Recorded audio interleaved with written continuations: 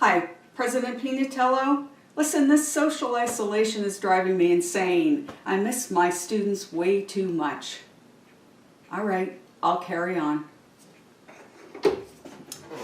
Raise your hand if you've ever played the telephone game.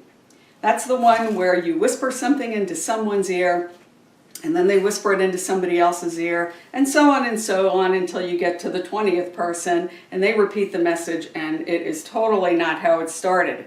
Well, you probably played that game in grade school, but little did you know that you were actually doing a sophisticated study in communication. In fact, you were following a model that we're going to talk about today in Module 2 of Interpersonal Communication Basics. Today we're going to change it up a little bit though, have a little fun with fancy graphics and props. Here we go. Please remember what I said the other day in the campfire video. Interpersonal communication is literally millions and millions of behaviors. It's very complex. It's just as complex as human beings are. And for that reason, in order to do it better, it will help you to know a little bit about the process of it and what's going on when you actually do it. And in order to clarify this, I came up with, you're going to love this, I came up with a model to show you. It's not my model, it's an accepted model of how communication works. But I want you to have a really hard look at it because it might help you understand a few things. Another thing I want to just remind you of is that because communication is so complex and we have a tendency to look at other people's communication, and if it's not like ours, we assign it as inappropriate or it's wrong or something like that. That's not really true. I just want you to remember that there are lots of ways of communicating. Some are more efficient and effective than others, but just because somebody doesn't communicate like you do doesn't mean they're necessarily wrong. All right, let's talk about this model. You have, first of all, in purple, the participants, you and me, one-on-one, having a conversation. You might also want to take a look at the blue on the bottom that says environment. Every conversation happens in some kind of environment, right? It could be my office, it could be my house, it could be all kinds of places that might affect what's going on.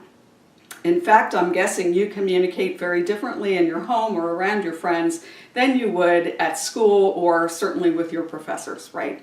So the environment can definitely change things, and literally where you are can have a major impact on your communication.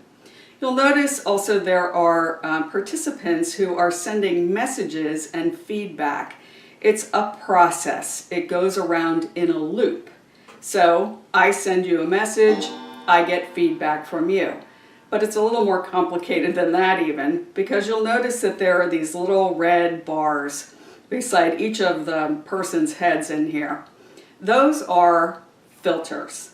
Now your filter is colored by all of the things that have ever happened to you in your whole life.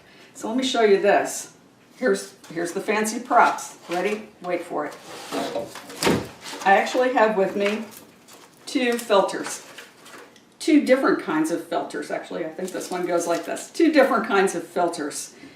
They both basically do the same thing, like people basically do the same thing, but you can see that they're entirely different.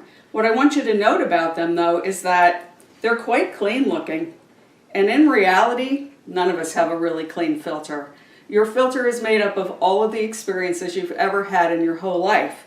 And of course, it completely changes your communication. Every single person communicates differently.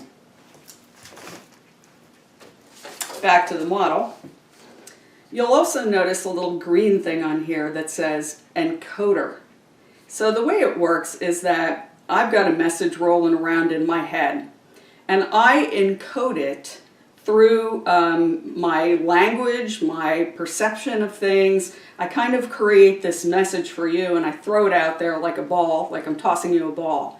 And then you pull it in through your filter with all of that experience that you've had in your whole life, and you interpret it in your own way. For that reason, no two people are ever going to receive exactly the same message. The message I send you could be entirely different than what I intended. In fact, most communication is that way. It is, again, very complex. So you have your encoder and your filter, and then finally, notice the little squiggly yellow line, and that is simply something called noise. Now, it certainly could be noise, like my dog has been scratching on the front door because he wants to come in, he's whining, he's being a real pain. That's literal noise. But noise can be other things as well. It can be everything from, I'm really tired, and that's going to affect how I get your message. It could be anger, it could be hunger, it could be the heat is bothering me or whatever. So just be very careful, because noise can have a major impact on your communication. One more thing, I always like to say a little bit of something about technology, social media, use of phones. They are in and of themselves parts of this model. Certainly they are part of your environment, and they are also noise. So when you're using your phone, when you're texting, you know, that all of that stuff affects this entire model. Well, I hope you enjoyed this video, and I hope you're doing well, and I'll see you in the next video.